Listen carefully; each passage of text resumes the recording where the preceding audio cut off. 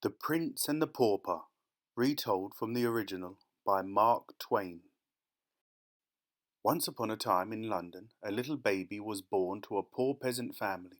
His mother and father called him Tom Canty. He was born into a large family, and his home was a simple house made of wood. His bed, if you could call it a bed, was a rough mattress on top of straw, and his mother and father were so poor they could hardly afford to feed him. On the same day, in a much grander corner of the city, a prince was born. His name was Edward, and his mother and father were the King and Queen of England. The little child slept in a golden cradle that was covered with fine silk sheets. Anything money could buy was his. Prince Edward would never go hungry. Trumpeters played fanfares on their silver trumpets outside the palace gates. "Long live the young prince!" cried the people of the city. But when Tom was born, his father told his friends at the local alehouse, "Old Canty's had another son," they whispered. "How is he going to feed him?" Although Tom was poor, his life was happy enough. As a young boy, he made his money begging, so he didn't go hungry. He was an imaginative boy, and his head grew full of exciting tales of palaces and castles, fairies and dwarfs, kings and princes. He would often pretend he was living the life of a prince in a sumptuous palace. Then, one day, after he had spent many months dreaming about living the life of a prince, he decided to visit the real palace in the city, where he peeped through the palace gates. Prince Edward was out strolling in the palace courtyard.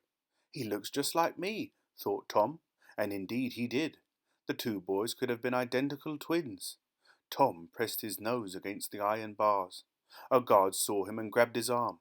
"Mind your manners, you young beggar," he said. Tom began to cry, and the young prince took pity on him. "How dare you treat a poor boy like that?" he said. "Open the gates and let him in." So Tom was taken into the palace courtyard. "Good day, your highness," he said as he bowed awkwardly to the young prince. "You look tired and hungry," said the prince. "Follow me." 6 servants led Prince Edward and Tom to a splendid room in the palace. The servants left the two boys alone, and the prince spoke kindly to the pauper. Tom told Edward that he lived with his family in a poor part of the city. "Won't your family be worried about you?" asked the prince. "No," Tom told him, "but they'll probably give me a good beating if I don't return home with some money for them." "They beat you?" said Edward. "But you're so frail and little. What do the servants make of it?" "Servants, sir? A poor boy like me doesn't have servants." "Well, who helps you undress?" asked the prince. "I only have one set of clothes," said Tom. "Why would I need more? I've only got one body." The prince was puzzled by Tom's answers. He had hundreds of different clothes. Prince Edward and Tom talked at length about each other's lives, and then the prince had an idea. "I would really get a taste of the life you lead if I could try your clothes on," he said. "And if I could put on your princely robes, then I would surely feel like a prince, sir," said Tom. So the prince and the pauper swapped clothes. Once Tom had the prince's clothes on, he turned to Edward. "I really do feel like a prince," he said. "And I feel just like a pauper," said Edward. Prince Edward, still dressed in Tom's rags, walked out into the palace courtyard. "Open the palace gates," he cried. The guard did exactly what the boy asked. Then he dragged him out by the ear into the street. "Take that, you young urchin," he said, as he boxed him about the ears. "That's for upsetting the young prince." "But I am the prince," cried Edward. "You'll go to the tower for hurting me like that." Edward tried to get free. By now a small crowd had gathered, and they were watching the struggle. "That urchin thinks he's the king's son," the guard cried out. "What do you make of that?" And the whole crowd roared with laughter. Prince Edward ran from the jeering crowd. As he ran, they shouted after him, "Make way for his royal highness!" He ran and ran until he found himself in the poorest part of the city. He couldn't believe how small the houses were and how dirty the streets were. A gruff-sounding man came up behind him and grabbed him by the ear. This man was Tom Canty's father.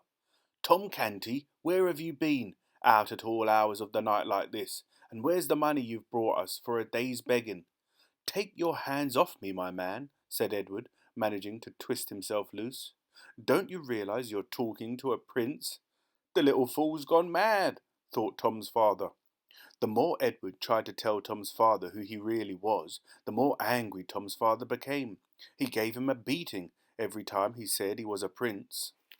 Meanwhile, young Tom Canty was still at the palace. He was being treated in true princely style. Wherever he went, 6 servants followed him. If he dropped anything, they picked it up for him. He wasn't used to this, and it made him feel rather uncomfortable.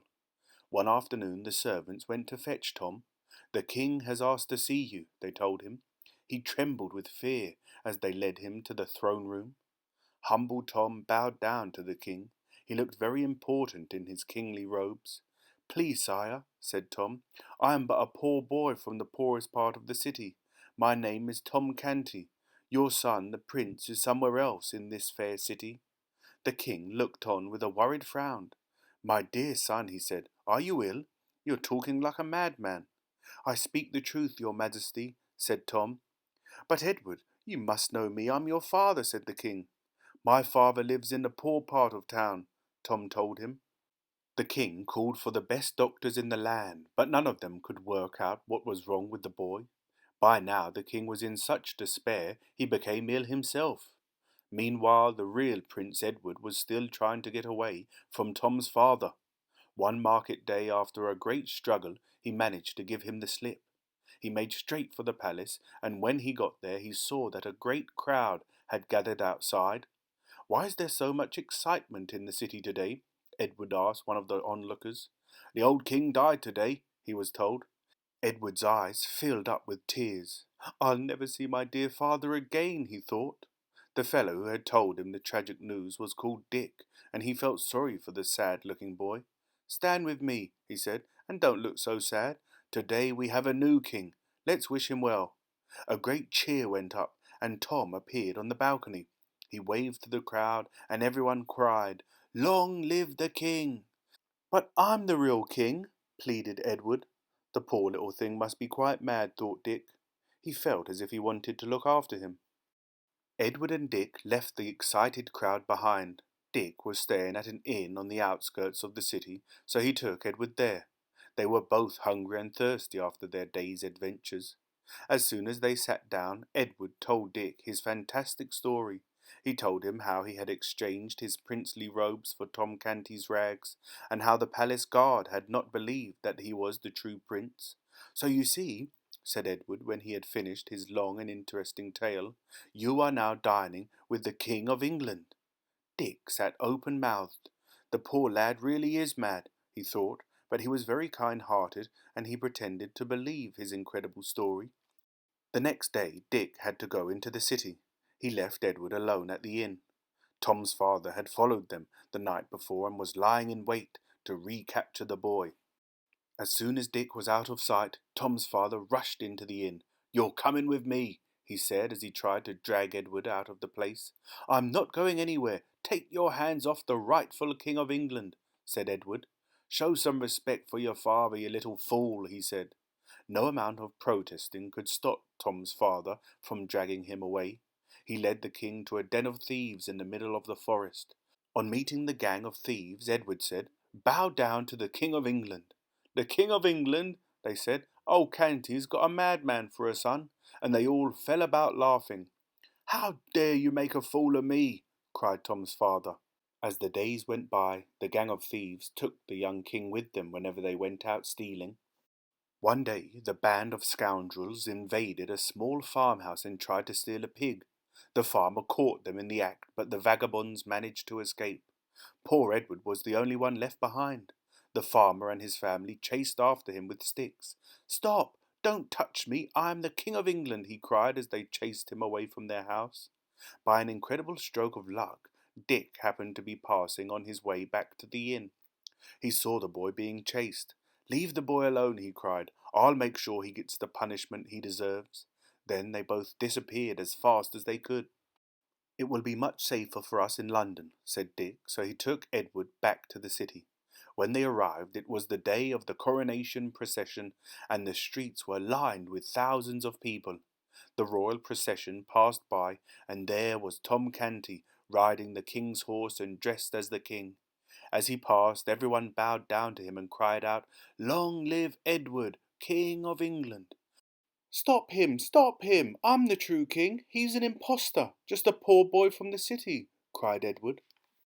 But his shouts could barely be heard above the din of the roaring crowd, and anyone who did hear him thought he was mad. If only someone would recognize me, he sighed to himself. As the wonderful pageant moved on, Edward was still determined to prove who he was, so he stepped forward and tried to touch the king's horse. A guard quickly pushed him back, shouting, "Out of the way, you urchin!" Edward fought his way through the crowds and walked on to the cathedral. After his long ride, Tom reached the cathedral, where he stepped down from his horse. Everyone stood up as Tom Canty walked down the aisle. At last Tom reached the archbishop. He lifted the crown from a cushion and held it over Tom's trembling head. At that moment a boy dressed in rags appeared at the cathedral door. He ran up the aisle, crying, and raised his hand to the archbishop. "I forbid you to set the crown of England on that head. I am the true king." The hands of the king's guards were soon upon him. "Touch him at your peril. He is the king," said Tom. "But can he prove he is the king?" said the Lord Protector. "Let him tell me where the Great Seal is. Only the true king would know its whereabouts." Edward told the Lord Protector that it was hidden behind a painting in his room. So without delay the Lord Protector went to fetch it.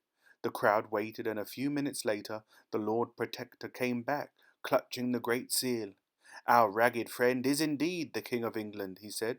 Then the true king put on the royal robes over his rags and was crowned king. So Edward, the rightful King of England, started his reign. Dick was made a knight and given all the gold and land he desired. As for Tom Canty, he was given his own quarters at the palace. "I am very pleased with you," Edward told him. "Everyone at court has told me how you tried to prove that you are not the king. You are an honest and faithful friend, and thanks to you I have learned so much about life." "Me too," said Tom.